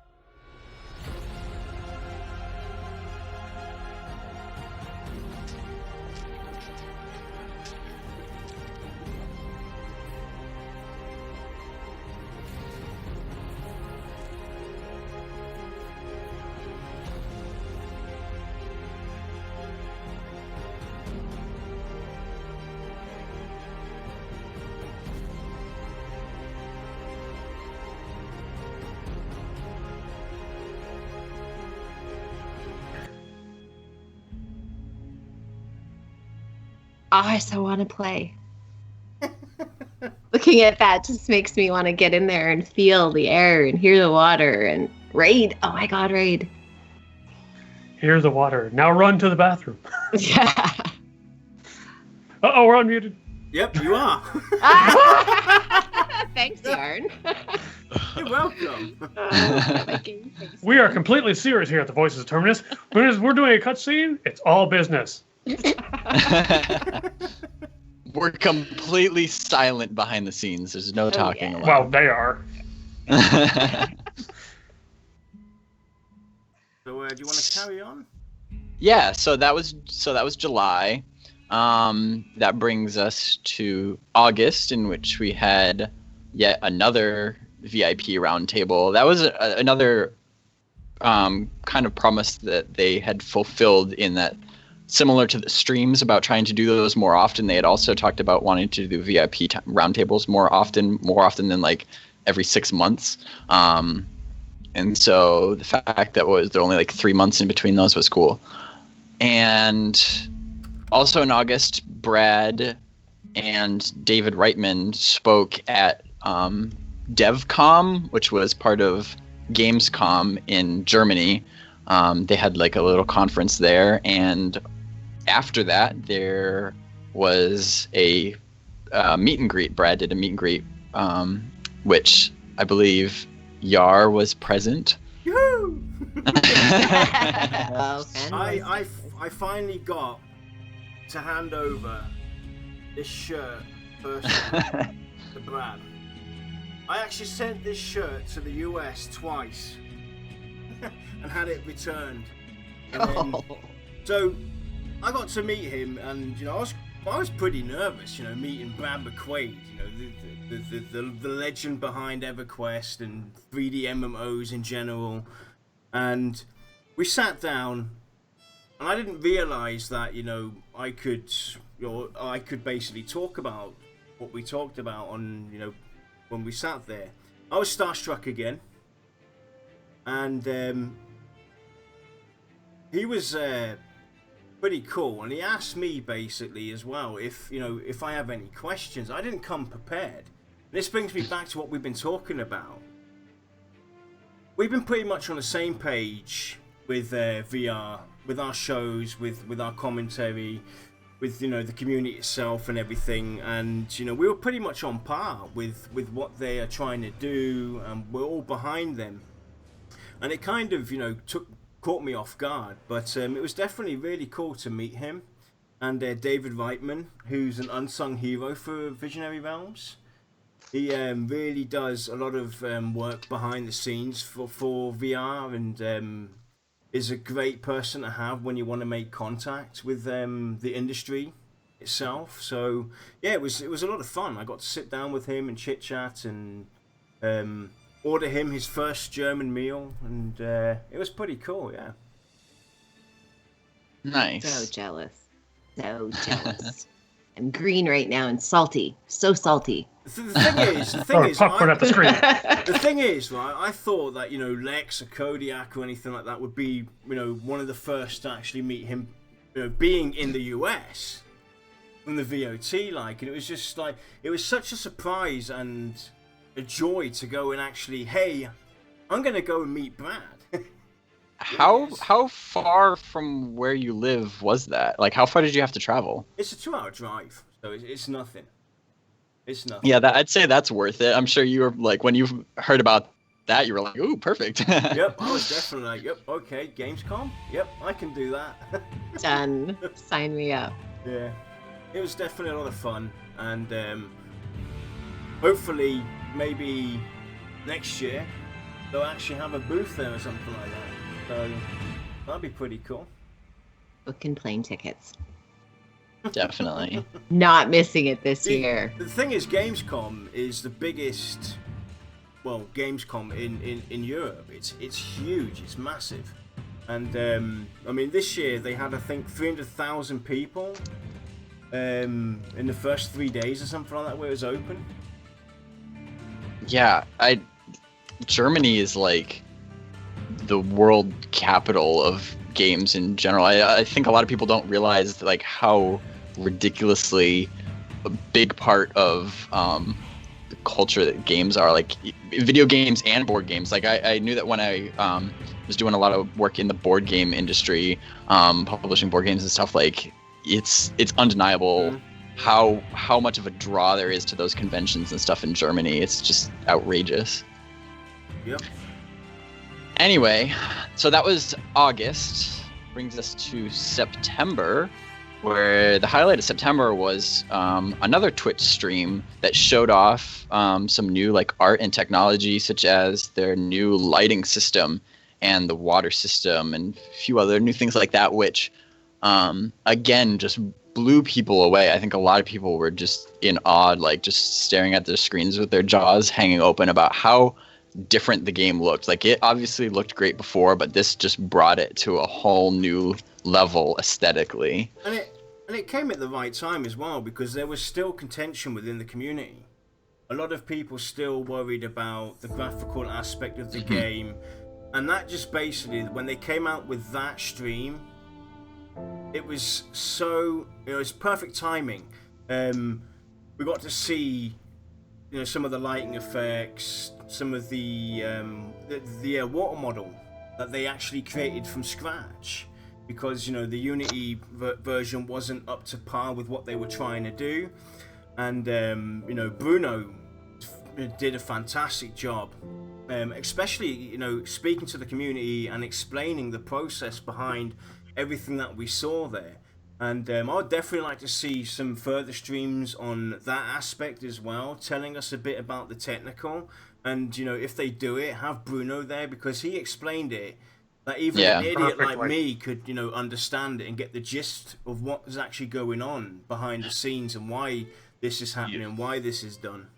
I think that's a really important part of shutting up the haters, so to speak, is like giving them even more of a peek behind the curtain, explaining all that goes on behind the scenes. You know what I mean? And like you said, you could tell how excited Bruno was to be able to talk about it. And, just everybody on the team is just so passionate about what they do that they love talking about it. And so, again, that gets people excited, because that passion is contagious. But like I said, it also gives people a greater understanding of all the work that goes into this. Like, it's building an MMO is way more of an undertaking than most people realize, and so that you can be a little bit more sympathetic when you can understand, okay, these things take time, you know what I mean? But yeah, that stream, that showed that like, this game belongs in 2017. Like, as good as the graphics were before,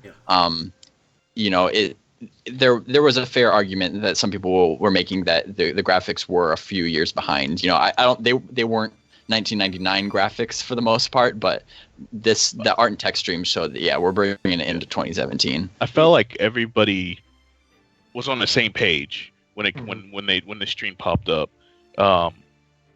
We all like that fear, I guess, that was there of it being, like you said, in 1999. It went away. Like, after that, I really didn't see that many people, talking about that. And with the devs' excitement, like you said, being contagious, absolutely. Like, that for me I was even more excited just from from water and the sky, which I'm not really, for me, it's not really a big deal. Like, graphics is not a thing, but I was hyped. Like, I was so hyped with him talking on and seeing this. Absolutely.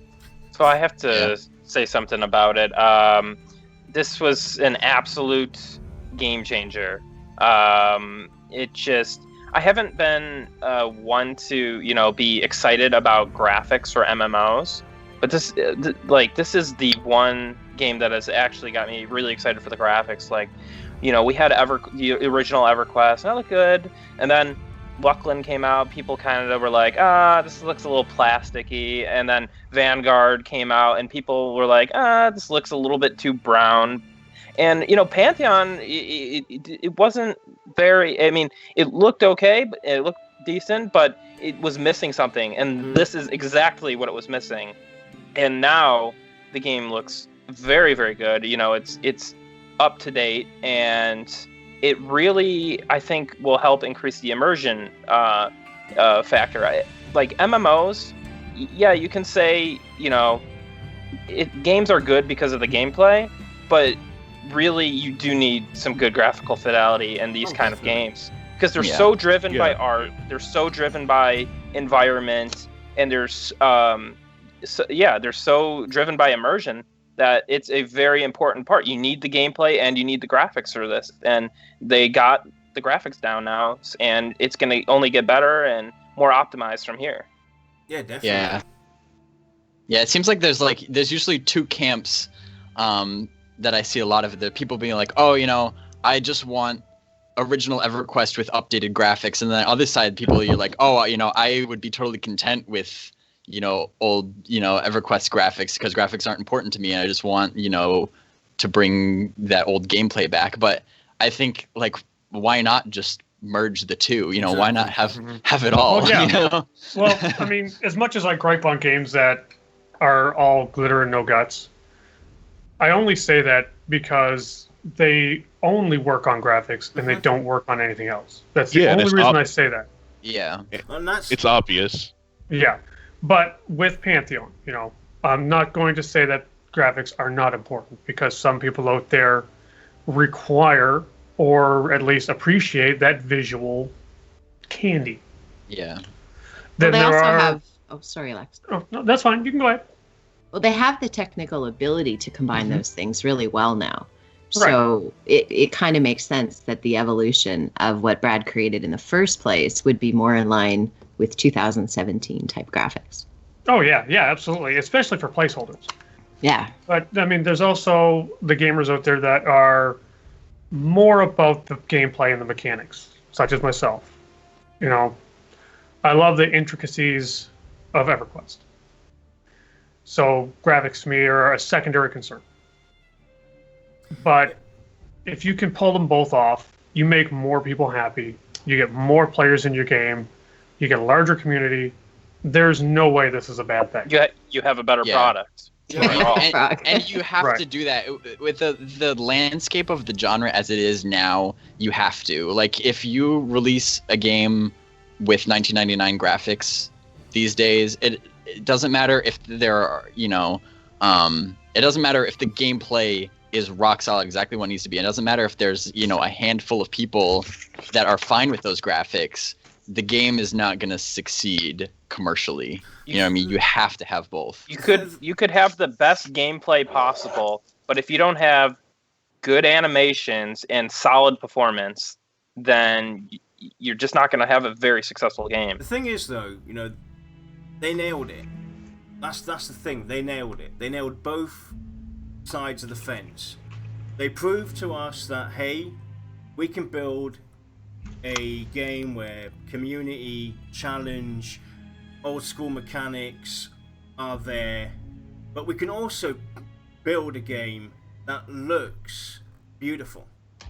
And with that stream basically, and the previous streams that they showed of the gameplay and all the cool mechanics that they were adding in, with that stream basically it blew everything out of the park. They nailed everything with that. And the fear now is basically the other side of things. What we also mentioned, talking about, hey, spending too much time on the graphical, making it too graphic-y, and doing all of this. I'm waiting for the day for that to happen, when people start, shifting their focus from one side to the other. Because that's the thing. We just don't. We're impatient. I know we've all been waiting for a long time. We've been let down the last 10 years now with all these other cookie cutter games that are out there. Just have a little bit more patience. The games are coming. Pantheon is on its way to become that game, and I'd rather wait rather than going and revisiting some of the older games and getting to that point again where I'm frustrated and remember all the bad things and the reason why I left this game or that game or that game. I'd rather wait and be in awe when I log in for the first time and see that game in all its glory. Definitely. Yeah, I mean, a lot of people out there know I've done a lot of testing in games and stuff. I can't even tell you how many games I've tested that I get to the halfway point of our testing between we're about to go into closed beta. I put in pages and pages of feedback, and I tell them that, you know, some things don't change. This is what could possibly happen. You don't want that to happen because then this will happen. And it happens every freaking time.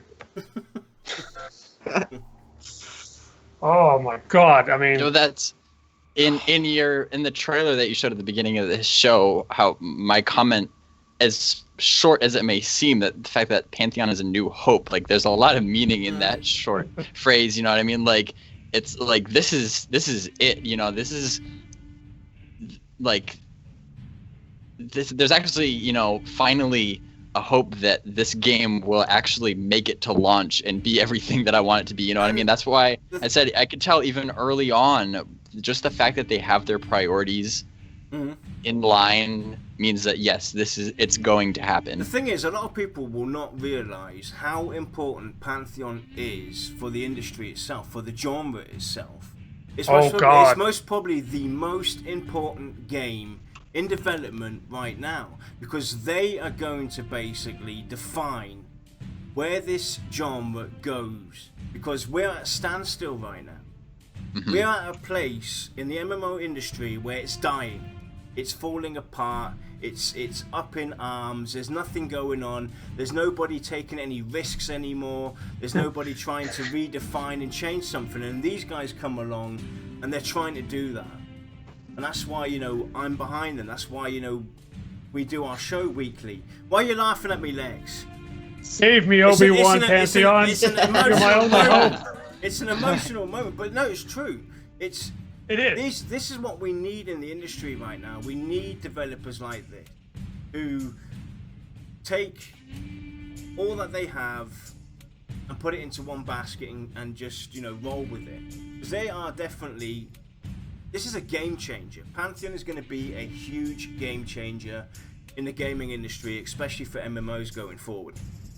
Well, it's like one of the first non-Twitch games coming out, isn't it? Everything right now is Twitch PvP. Yeah, it's all action combat. Yeah. But MMOs have been on the decline for like the last 5 years. Oh, don't make me cry. Yeah, and it has literally gotten to the point where it has become so stale that you pretty much have like 3 different types of MMOs. You've got your action-based combat, you've got your old school, then you've got your Korean ones. And the reason I put those into separate categories because, oh my god, it's like someone vomited on my screen. But, you know, we're at a point, someone's got to do something. Yeah, and yeah, like you said, nobody knows where to go from here. And if you need to keep the genre alive, anytime you want to make a big change, it requires risk, and it requires stepping out and people telling you, exactly, because all along the way you're gonna have people telling you you're doing it wrong, this is stupid, why are you doing that? But you know, Brad is incredibly stubborn in the best way possible, so you know, he's blazed the trail before. You gotta, you know, it's time to blaze it again. Right. So anyway, we should probably keep moving, though. So that was that was September. Brings us into October 2017. MMORPG.com rates Pantheon once again one of the top 10 most wanted MMOs of 2018. So it's like 2 years in a row now. So again, just goes to show, like, this, you know, people want this game, people need this game, you know, and there's a lot riding on it. So again, that's, you know, that's why they're taking their time to make sure that this delivers, because like you said, like we were just talking about, it's very important. So also in October, VR demos Pantheon publicly for the first time at TwitchCon, which obviously I am partial to because I was there. Green and salty again. Yeah, I don't want to rub it in too much, but just saying I was the first. Go past. Do it. He's like, oh, I'm the humblest guy out there because I played it first. Go ahead, rub it in. Well, I don't have much time to talk about because last time I was on the show I talked for 2 hours about it. So if you want to hear me go into more detail, what episode number was that? Number 90 something. Go back and look at it. Just YouTube Bazgrim at TwitchCon, or you can post confirm the it's a link. good episode. I'll look for it and post it in chat. Suffice to say, it was practically a life-changing experience for me to be able to meet all the devs and actually play, get my hands on the game, and it was just good for the game in general too, because again, it's more exposure. They're interacting with more Twitch streamers to stream the game. In 2018 they set up the streamer program, so it was a really good move for them to start showing up at conventions. And Ben Deeds said too that they're planning on hitting a lot more conventions. They have the game into a spot now where they can start demoing it more publicly and bringing it around and showing it around to a whole bunch of different people. So I was incredibly honored to be able to be there. And also at TwitchCon, they had what was considered the first Pantheon, which was kind of a community gathering, which at a bar. It was pretty informal, kind of last minute actually. Technically, didn't Yarn go to the first Pantheon? I guess. Well, I guess. Because he had the whole bar to himself. So that doesn't make it a Pantheon, though. You know, it's a Theon. No. It was an open invite. Yeah, but was there anybody else? Well, my wife was there present. anybody else? The only people there were the only people that mattered. I wasn't. We were two people. It was me and my wife. Okay. Big poster of Brad. Life size. I think you need 3. Yeah. Pantheon. It's all about the community, you know what I mean? And even though it was really informal and we were all just kind of like crammed into this like back room of a bar for like a couple hours, it was still really cool that see all of these people were here because of a game that's not even released yet. You know, people are already bonding over it. I can only imagine how excited Brad was to see actual people in person, you know, just talking about the game and just being excited about the game and meeting each other. So that was really cool too. So October was a big month, and then November was the Making of a City stream on Twitch. Again, that's like the 4th stream this year, technically, I think. And again, kind of peeling back the curtain even more, showing them how the City of Thronefast has been developed, and showing kind of step by step the development process. Again, kind of gives people a greater appreciation just to the sheer amount of work and effort that goes into developing even a small portion of a huge game, and just the level of passion and the attention to detail that they put into each step of the way was really, I thought that was really cool to see. It was, because, you know, alone the concept art, you know, we have to give praise to the concept art as well, because that was really detailed information. And alone the amount of time as well when they were talking about that door, that big massive gate for Thronefast, the amount of detail and lore behind it, and why it was built that way and designed that way to look this way and so forth. It just shows how much thought goes in behind the game itself from the lore perspective. The lore seems to be a very important part to them. Explaining, telling their story, telling everybody about the world of Terminus and Pantheon as a whole as well.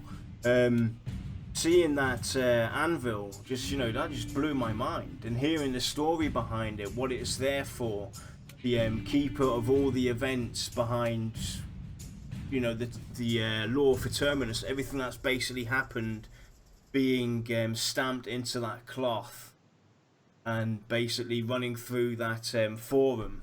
It was just mind-blowing. It was really interesting to see and hear all the thoughts that are going behind. And this is just talking about Thronefast itself. You know, this is Thronefast they were talking about, and just to hear all of that thought and to see what all the imagery and what's going on behind it, and hearing what the team had to say about it was really interesting, and I just really enjoyed watching that. I think they really wanted to reassure us as fans that that kind of, you know, attention to detail they put into, you know, that we all experienced in games like EverQuest, that they're trying to do that again. They're actively trying to put all this emphasis on lore and the little things that are actually very, very important to this kind of game, because it's all about the immersion and the world building, and I think they're really off to a good start with that. Yeah, it's that depth that keeps people around for so long. When, you know, you can spend hundreds of hours playing a game and there's always something new that you can discover if you keep digging down into the lore of the game, or keep, you know, in the darkest depths of a dungeon, you know, find this like hidden door that you never knew was there. Like those little details, just knowing that those secrets are out there, is just what keeps you, you know, playing the game day after day after day. Yep. So that was November, and that brings us to this month, December. Just as a refresher, what happened this month? Mike Butler joined the team as customer service manager, which is obviously an important position. And Brad and Corey were interviewed once again by MMORPG.com. That was the interview that I was referencing a little bit earlier. That interview actually took place at TwitchCon, but then it was just released just this month. So again, press, you know, coverage, getting the game out there is always a good thing. And then of course this month pre-alpha began, which they announced it at TwitchCon, that it was going to be here before the holidays, and then just in the past newsletter they confirmed that it began this month, which is it's a huge deal. You know, it's going to happen. You know, the ball is rolling. They're making progress. It's something that people that have been looking forward to it for quite a long time, and that pretty much brings us to where we are today. Yeah. Sitting here on Skype going, what happened to my life? Where did the year go? Who are these strange people, and why am I not wearing pants? It just begs the question, though, you know, 2018. I can't wait to see what happens in 2018, and, you know, what strides they make going forward. And, you know, we've seen a huge influx in the community. We've seen people pop up now, and, you know, there's a lot more people now also contributing and talking about Pantheon on streams. You got Saicred, you got Pi, you got you two guys doing all the fantastic work in the forums of recapitulating everything, and you know, all the fan sites are starting to be more active again, and it's exciting times basically. They finally made it to get to pre-alpha, and now we just have to wait and see where we are in 2018. It's gonna be a big year. Here's kind of a weird metaphor for you. So when you plant a flower, you take the seed and you bury it deep underground, you know, and it's so you can't see it, and then you have to water the plant, and then you wait, and then that plant, you know, kind of when it first kind of crests the surface of the dirt. That's kind of what I would say we are right now. You know, the game has largely been kept under covers, underground for a while now, but it's finally germinated, if I could really abuse this metaphor. to the point where now it's starting to grow, and it's, we kind of we broke through that surface, and now we're starting to get to that point where as it grows even more, it's going to blossom into a beautiful flower. The most important thing is the plant that grows going to be edible? But it proves again, though, Baz, what you've been saying throughout the stream as well. They have a vision, they have their general ideas, and it looks like all of this was timed. The pre-alpha now, 2016 stream, and all the everything in between, basically. It looks like they, this was carefully timed steps. Yeah. So every time that they needed something to happen, it happened, and it moved forward, and it's really good to see where they are now. There's a method to the madness. Like I said, there's a master plan. Like Brad even has the next 5 or 10 years roughly planned out as far as features that he wants to incorporate post-launch, and that allows him, and having that in mind already, he can kind of start positioning the game to be in a place where they can implement those easier later. But yeah, like you said, it's going according to plan. Right.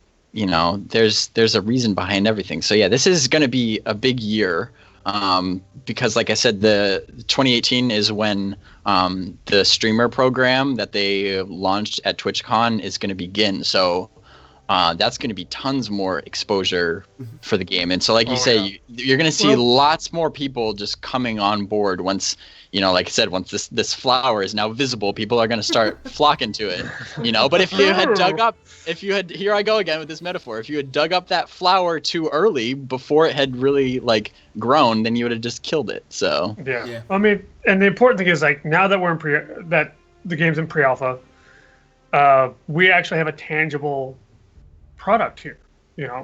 This is why you're seeing a lot of these YouTubers and stuff coming to it, because now it actually has its own existence. Whereas you can talk about it all you want, but until you've got people actually playing it, I mean, it could just dissolve into nothing and fade away. Request next. They're doing all the right things, I feel. The year in review, I would say they did. I mean, everything didn't always go to plan, but they were doing the right things, and they were doing them to the best of their ability. And I think they had a very good result for the year. And it's coming along. This is going to be a huge year, and I think Pantheon can't be stopped at this point. It's just it's an eventuality now. The thing is as well, these guys have never overhyped their game. They under promised. That's why I said under promised. Hype is the great killer.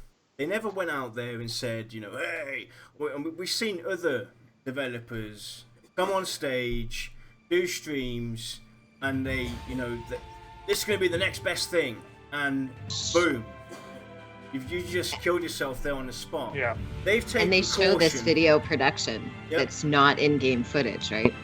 Yep. And then basically, that's why I'm saying that's why I'm emphasizing what Baz has said. It's been timed really well.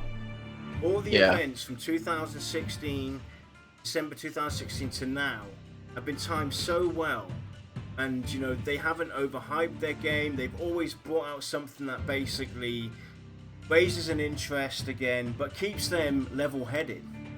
Yeah. And things rarely go 100% as planned. Like you said, there have been a couple missteps, over the past year, but because of the experience that they have in the industry, that allows you to make those adjustments and then just keep on plowing forward. If something goes wrong, then adapt and keep moving forward. And that's exactly what they've been doing. And so looking forward to 2018,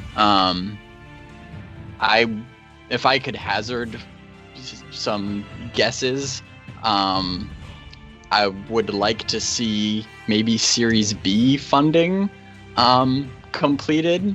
Maybe, because of the added exposure for the game, that gets more eyes of investors on it.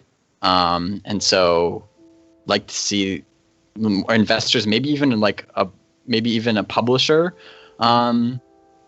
some more talk about that sort of stuff. And of course, there's just going to be a lot of testing. So that's going to be the focus of this year. So moving into alpha and maybe even beta toward the end of 2018. So yeah, we definitely got some exciting stuff to look forward to.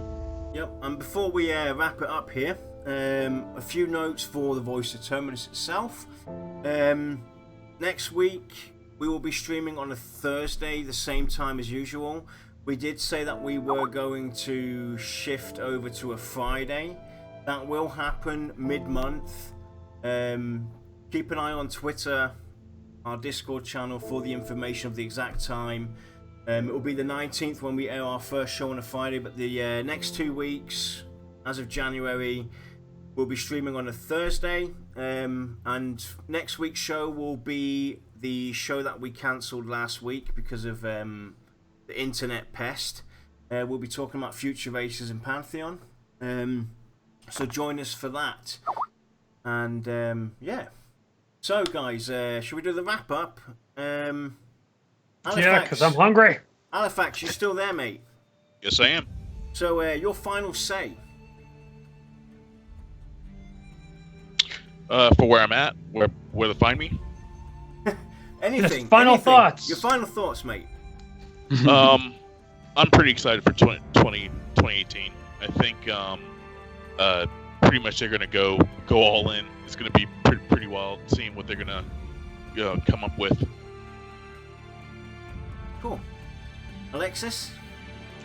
2018, they've done so much in 2017 that on one hand, it's hard to imagine what they're going to do this year. But in the same breath, I think we're going to get to see a lot of things we haven't seen yet. So I'm really looking forward to glimpses into those things behind the curtain.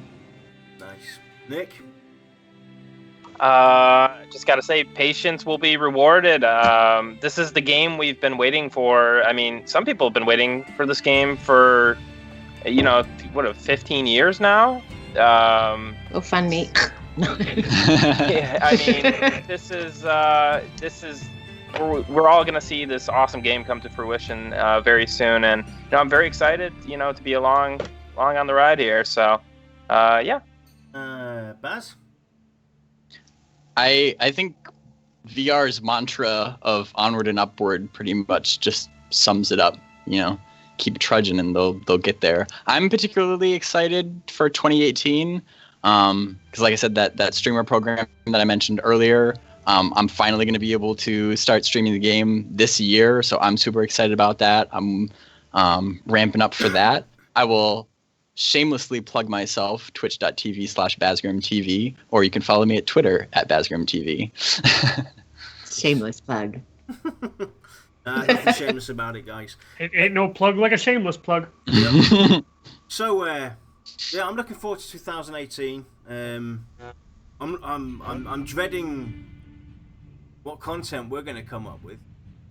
We've been winging it for like 2 years now. I think we'll manage. Yeah, but I'm coming to a point where I'm running out of ideas, dude. Let's go back to show 1 and start over. Let's get the community involved. We've guys been have ideas? We've been trying. Yeah, definitely. Anybody who's got any ideas of what we can talk about, what we should discuss, anything, hit us up on Discord, on Twitter, Facebook, you name it. Send us your ideas, what you would like us to talk about, and we will definitely take a look and try and get something up and running, because we need your help, guys, to carry on doing this show. Because we pretty much we've been doing this for how long with the slight drips from the info faucet? I see a contest. Yeah. I see a contest in the works. If you get this and you do the right thing and they pick it, then maybe Yarn has to do something. Shave his head. Maybe Lex has to be nice for like a whole day. Oh, we gotta keep it something that's believable that can actually be attained. Come on now. Yeah, so if you've got any ideas, guys, please hit us up. The show's not just the VOT, it's the community. This is about us all together. Anybody's welcome to join the shows that we do, and we just need a heads up to know that you want to be on the show. So if you see anything on the calendar when we release the calendar, the January calendar, by the way, is going to come out a bit later. But if you see something on there that you want to get involved in, reach out to us and we'll make it happen. And I think to top off the show again, I'll play that trailer again. Some people might have missed it. So we're going to play the trailer again, and after the trailer's done, we're going to clink out of this show. Thanks for joining us. We wish you all a great new year that's coming up. We wish VR also a great new year. And we'll see you all in 2018. And Nick, Baz, Saicred's already gone. And same with Kodiack, Halifaxx, and Alexis. Thanks for joining us. It was a pleasure having you guys on to talk about the year in review of 2017 with Pantheon. Good times. Good times. Yeah, thank you. Yeah, thanks for having me on. You guys again.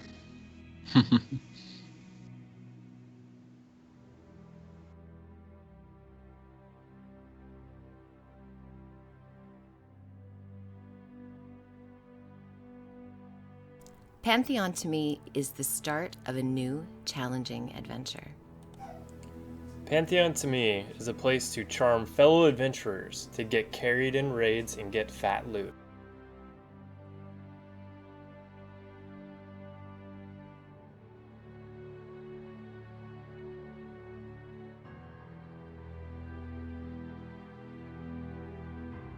What Pantheon means to me is being in a world where my choices will actually matter and affecting my gameplay, adding infinite replayability.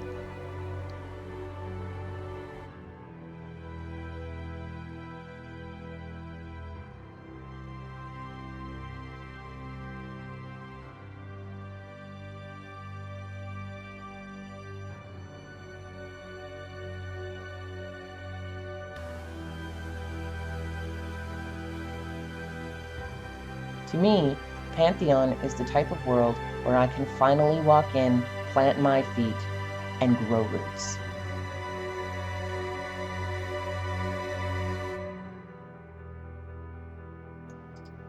Pantheon, to me, is the chance to finally find my virtual home.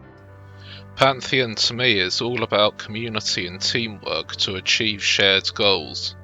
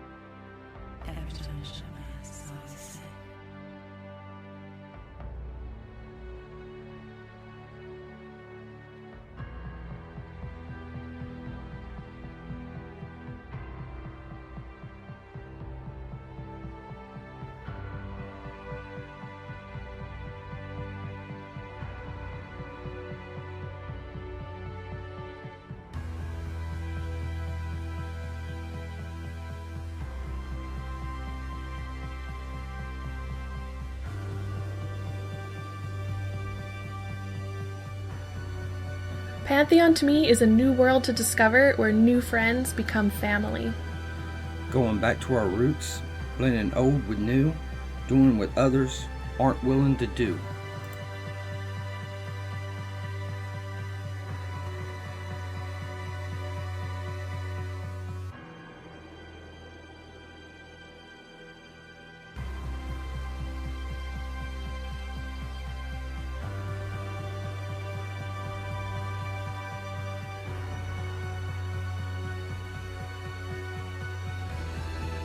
Looking for a game that you will remember for the rest of your life?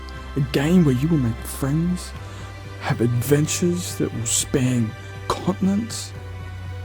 And join me in Pantheon. Pantheon to me, more than just another game. It's a world waiting to be explored. It's adventures waiting to be taken. And it's friends waiting to be made. Pantheon is about community. And that makes it more than a game. Pantheon to me is lifelong friendships and cherished memories. Pantheon to me is the start of a new gaming era. Pantheon to me is friendships, both new and old. What Pantheon means to me is a return to that magic and wonder, that true adventure with friends. To me, Pantheon is a new hope. Pantheon is a chance to reclaim the MMO genre. It isn't about just playing a game, but exploring an entire world of its own. Pantheon to me is bringing back that feeling of a gaming community. You're excited to log in and work together for a common goal. Pantheon to me is a bond shared between community members. What Pantheon means to me is a place where we can get together as friends and to build those friendships over time, where we can meet the challenges that Pantheon throws at us, and we might fail, we might succeed, but from this we'll create memories that will serve us long into the future. I'm really looking forward to Pantheon. Pantheon to us is about shared experiences for many years to come with family members young and old. Come join us in Pantheon.